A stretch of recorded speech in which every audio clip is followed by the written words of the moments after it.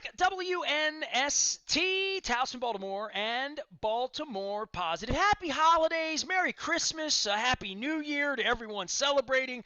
I am not going to Cincinnati this week, but Luke will be out in Owings Mills all week getting you ready for what Earl Weaver once called Cincinnati. It's all brought to you by Royal Farms, real fresh, real fast, and the tasty chicken. Don't forget free coffee on Christmas Day. I'm letting everybody know if you got the Royal Farm, you got the app. Got the app, you get free coffee on Christmas, any size. So check it out. Dennis was away last week. He's back now. He's over at Coons Ford for the beginning of the year, the end of the year, the close of the month. But certainly 3 losses in a row. I don't know, Den. The nasty Nestor and me should be all mad and throwing chairs like a WWE match, and how dare they go for 2, and how dare they throw the ball and crunch the field and all that.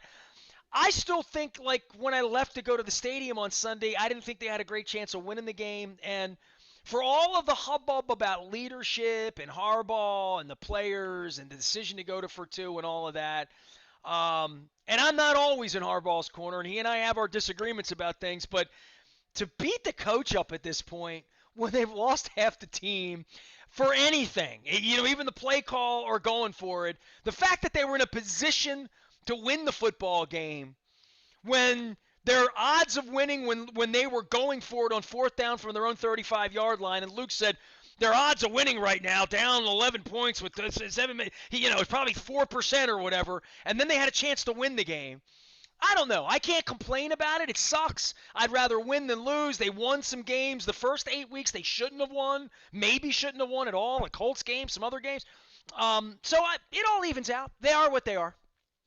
It's funny you mentioned WWE because it was going to be also in my opening sentence, because when you look at calls like the roughing the passer ticky-tacky call on Adafi Owe on Aaron Rodgers, it was a dumb play on his call, but the rule is even dumber. He barely touched the guy. And then Kevon Seymour on that hold call they called that gave the Packers a 1st and goal at the 9-yard line. To me, watching the NFL these days, Nestor, with all the rules and everything and the officials having so much power over the game, it does remind me of not even WWE. I've got to go back to WWF. I mean, they have more to do with the outcome than the players do in many cases. So to me, like you, I don't take it as seriously as I used to, not nearly. I don't get very upset after losses. I was at the stadium, had a great time, saw 61 points in a game that no one expected the Ravens to win. So overall, look, I was entertained for 3.5 hours. They have been wildly entertaining. The league has been wildly entertaining this year, right? And now that they want everybody to gamble on it, they got Boomer and Phil Simms giving you gambling advice, and they're hiring everybody's gambling now, right? And Steve Mariucci, don't gamble. Well, gamble a little bit responsibly. Be responsible. And for me, look, I mean, I'm doing work with the Maryland Lottery. They're all in on it. The state's in on it. It allegedly is going to make our schools better once we gamble on it now instead of taking the money to Vegas or giving it to Louis the bookmaker or whatever. But I do find it fascinating that the league's in on all of this on the officiating side. Now on the up and up, no longer Brent Musburger and Jimmy the Greek 1978, that they're making these decisions that have money involved. I don't know. It makes me a little itchy, to be really honest, on their behalf. On their behalf. To me, they should just label it just like the WWE, Nestor. Sports entertainment, right? It's entertainment. The outcomes may be influenced by some decisions that make you go, The nice thing is we saw Hall of Fame quarterback in Aaron Rodgers, be super accurate for the majority of the game. We saw a great story with Tyler Huntley. And again, now for 3 weeks in a row, we're going to talk about a 2-point conversion that has the fan base split. Half are saying, hey, John Harbaugh was correct, and the other half, they're calling for his head if they're not picking on Greg Roman, right? So it's a very polarizing fan base, but I guess that's no different than any other city in the NFL. Well, it's situational, and it's situational to the weather, your bench, the trends of the game, or what John Harbaugh, it finally came down to gut. That's why he makes $10 million a year.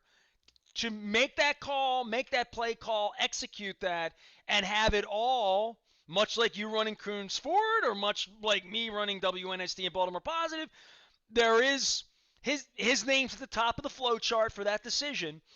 And I can't fault the decision-making given putting 5 cornerbacks out there to chase Aaron Rodgers around in overtime and thinking that that's going to have a good outcome. So I don't mind going for two. I don't mind trying to win a game you probably had no business winning 10 minutes earlier, that it's offered there and it's 2 feet away, or 6 feet away, you want to go get it.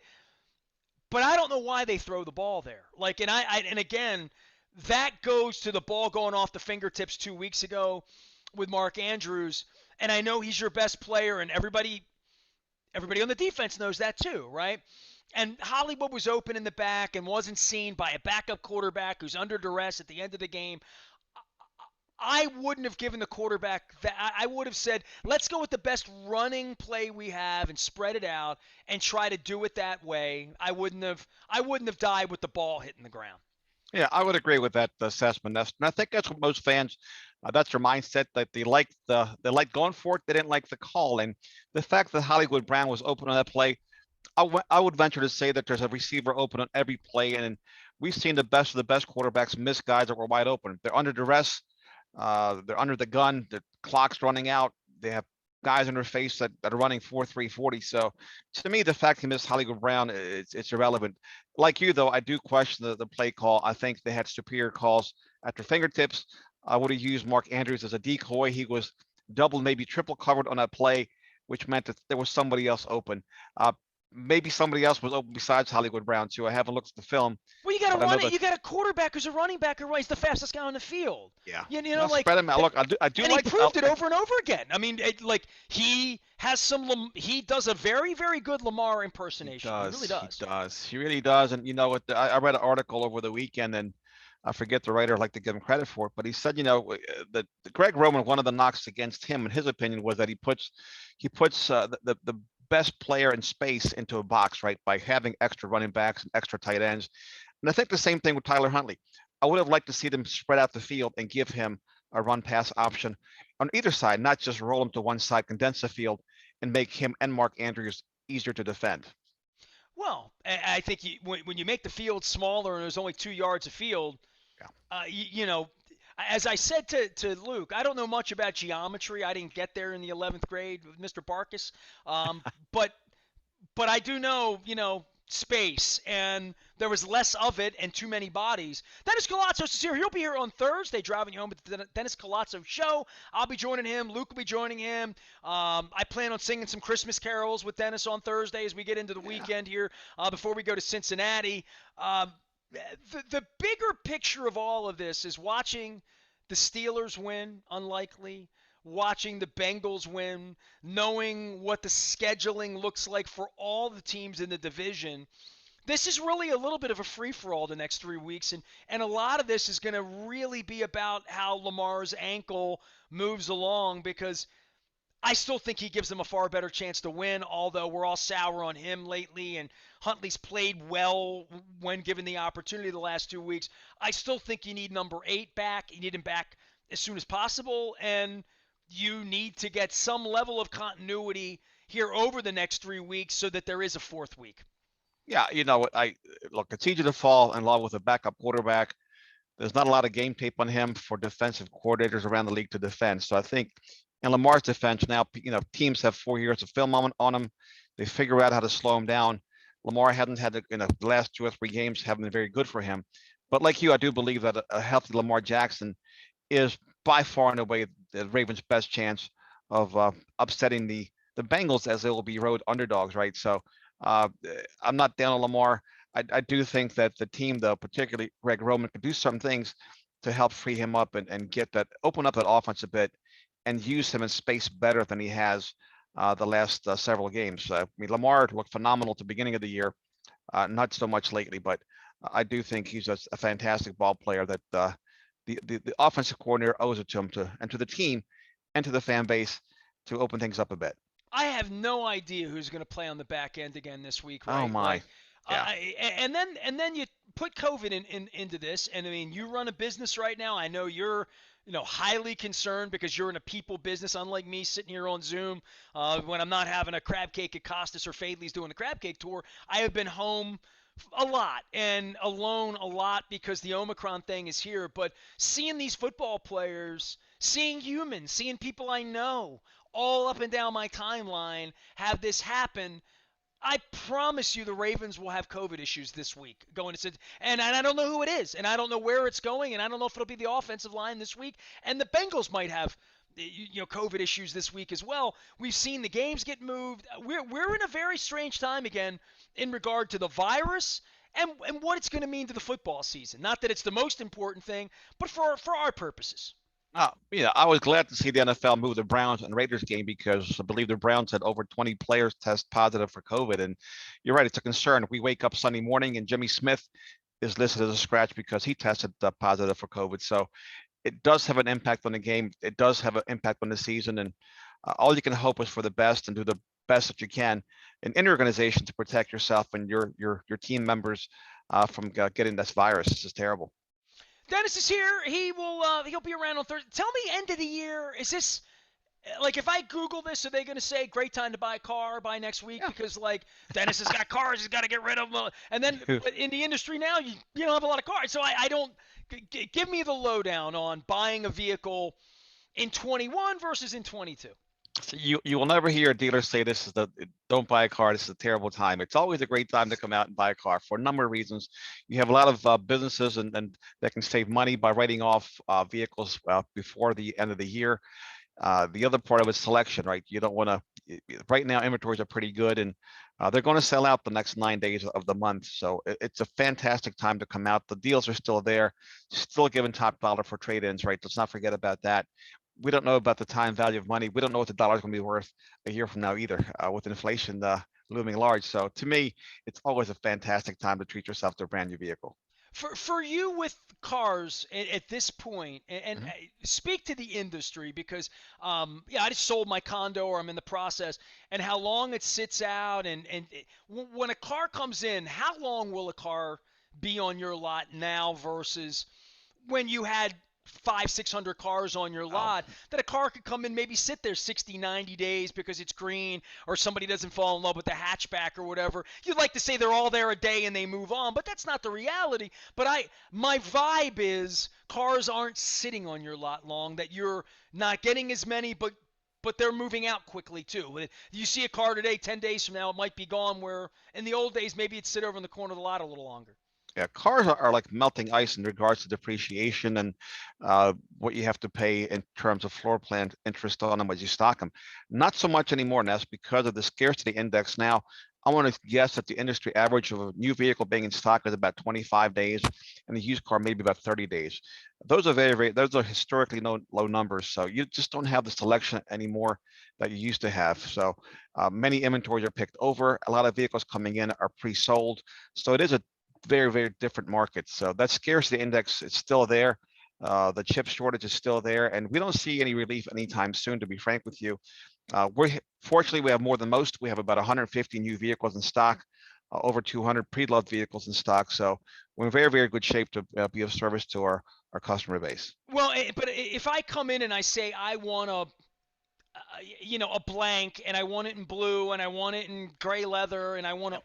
order it like old school. Yeah, I mean, I've done that before, and you can I'm gonna order now. wait. Ford, I'm Ford gonna is wait for my car, and it used to yeah. be, it'll be in 3 weeks, like kind of sort of like that, right? 20 years ago. What does that timeline look like in the Well, for industry? Ford specifically, it's 6 to 8 weeks still. So we're ahead of the industry. Ford is also they're building their own chips. So they're ahead of the curve more so than other manufacturers. If you were to order a brand new F-150 or a Bronco Sport, for instance, it would take the vehicle about 6 to 8 weeks to come in, And you could get barring exactly anything what you want, unforeseen. so you can Yeah, you still can. do that, no doubt You can. about it. If you have the patience to wait a few weeks, you can get exactly what you want. See, my wife's going through that right now with inventory selection, where we are, how the pricing would go. But that is fascinating for her because she's never really done that. Yep. Gone in and said, I want gray, I want blue, I want this, I want heated this, that, whatever, and ordered it. We're much more, Yep. it's good enough. We'll take the white one. We'll take the one that has this package on it already. that it's easier to do that, and obviously for you to sell it as well. But I didn't realize you could still order a car Well, in this that may way. become the new norm, Nestor, because I know Ford is encouraging dealers and customers to go that route because it's more efficient. In Europe, for instance, they don't, the car lots may have one or two or three new vehicles in stock for you to look at. Everything in Europe gets ordered. There's no such thing as a huge inventory like Well, we they don't have have here lots in in Europe. America. They don't either. It's like San Yeah, they're Francisco. It's a restricted. storefront. It's like a Right, corner they're storefront. restricted. But that may be the new norm in the sense that you come in and you order exactly what you want and everything's built to order. That's the way that Ford is heading. And I don't know if the rest of the industry is going to follow suit, but it's very efficient for the manufacturer. You don't have excess inventory. You don't have excess inventory sitting on the ground. They don't have to incentivize the vehicles as much to move. So I think it's a very efficient process. And under the direction of Jim Farley, the new CEO of Ford, that's the direction that we're heading. And it's been very, very good for us and Does our it customers too. cost less for you to make it the way I want to make it, even though it takes 8 weeks? Even though No, I have to wait for it, is it a cheaper pizza to make when I pick it, yeah, as no, opposed to it's coming off it's the lot? cheaper. It's more efficient for everyone because you get a fresh vehicle. It doesn't sit on a lot for for months at a time. It's better for the manufacturer. There really is no downside to it. The only downside is you can't get what you want today. But if you're willing to wait 6 to 8 weeks, there's nothing but benefits for everybody all the way around, Even on pricing? even on pricing. That's correct. Didn't realize that. Well, good. Yeah, This is why you gotta have a friend in the car business. That's why you need Dennis. You can give him a that's call. exactly His right. number rings on the hip. You can find him Thursday and Sunday morning. All right, back to football and back to Joe Burrow and back to the Steelers and back to the Browns. As we tape this, we don't know what the Browns are going to do, and I don't think it even matters at this point because they're still dangerous all the way around. This division and this catfight the next 3 weeks really sets up to be great theater, great drama, exactly what the league wanted. You want the day after Christmas in Cincinnati to have deep meaning for both franchises. You want the Pittsburgh game the last weekend to be flexed out, and they all have to play at the same time and we're heading in that direction with all this 8-7, 8-6, like all of that, right? I think it's very fascinating that just looking at our division specifically, Nestor, that with 3 weeks to go, to your point, no team has been eliminated, right? So everybody's still in a fight. The Steelers still have some breath, some life left in them. Browns are right there. Bengals right now are leading the division based on the tiebreakers or whatnot. So, and the Ravens, look, if they win three straight, guess what? They're going to be in the dance. That's for sure. We hope. But this is what the NFL wants. They want parity. They want us tuning in all 17 games, right? They all matter. And this is fantastic. But to me, as we started off the show, we'll finish it the same way. It does have a little bit of a WWE feel right now. Well, and I would even say this for anybody burying the Steelers a couple of weeks ago or burying the Ravens right now because they've lost three in a row. Yeah. Luke and I have talked about Flacco planking and then winning the Super Bowl 7 weeks later. I don't think they can win the Super Bowl as they're constructed. I just don't. I think Mahomes would have to get COVID the weekend they're playing. I don't think this team can go on the road and win. But that being said, I watched the Titans lose. I watched the Patriots. We thought they were good until last week, and here come the Colts. And then we thought the Cardinals were okay, and then they lose to the Lions, right? So, on a week-by-week basis, Yep. none of these teams are so good that they can't be beaten, and none of these teams are so bad that they can't get up off the carpet with a special player like Lamar or a special player like the running back in Tennessee. If they go in as the last seed, and he's healthy, he'll come in and run you over in the middle of January, and like he did to us, right? So all of these teams have a little bit of a wild card in this fight, and they all have excellent football players, whether it's Joe Burrow, who could get hot in January, or whether it's Ben Roethlisberger, and they start to play a little bit. I think all of these teams, there's some danger in the Buffalo Bills. There's some danger in the Los Angeles Chargers that the tournament itself is going to be more like March Madness, where I wouldn't want to bet on it. Well, look at Tom Brady and the Bucks, right? The first time a Tom Brady team has been shut out in over 15 years. They lose 9-0 to the Saints, right? So And imagine they being can a win the Bucks Super fan. Bowl 6 weeks from now, for They sure. certainly can, right? So anything can happen on any given Sunday. So for me, do I want to watch a 9-0 game or a 31-30 game that comes down to the last play? Give me 31-30 any day of the week. I was very highly entertained, and that's what we expect when we pay our money, our hard-earned money, is to be entertained at any venue. Again, I just wish they had a more consistent outcome. And I also think, Nestor, I'd be remiss if I didn't mention this, that the college football playoff formula is superior to the NFL overtime formula. That's what I meant to say, overtime formula. When you got to rely on the coin flip And Andy Reid spoke about this. He was glad that the Chiefs won the overtime coin toss against the Chargers because he said if it had gone the opposite way, he didn't think they could stop the Chargers' offense. So to me, it's very unfair how these overtime rules are applied in the professional football. Start to sound like penalty kicks in World Cup. We'll get Yeah, after you know, I that don't too. like that. Yeah, you play your heart out and you come down to penalty kicks. With college football, everybody gets the same chance to score. And in the NFL, comes down to the coin flip and a team. If you have an Aaron Rodgers or Patrick Mahomes or Tom Brady, those cats are going down for seven. You know that. Dennis Koulatsos, he will sell you a car. He'll do some sports radio on Thursday. Back on the beat, getting ready for the big Christmas weekend and New Year's, as well as some football here. You can find him from 3 until 5 here on Thursday at WNST, and of course on Sunday morning, which will be the morning after Christmas and the morning we get ready for indigestion from those Cincinnati chili dogs. Dennis Koulatsos, he is a Deep Koulatsos Show. You can find him out on the Twitter thing and find him here on Thursday. You can find me anywhere. Don't forget to ship crab cakes this week. If you love them, if you love relatives, they're a click away from our friends at Fable's, from our friends at Costas. Make sure you're supporting local and giving local and buying local. I am Nestor. We are WNST AM 1570, Towson, Baltimore. We never stop talking Baltimore positive.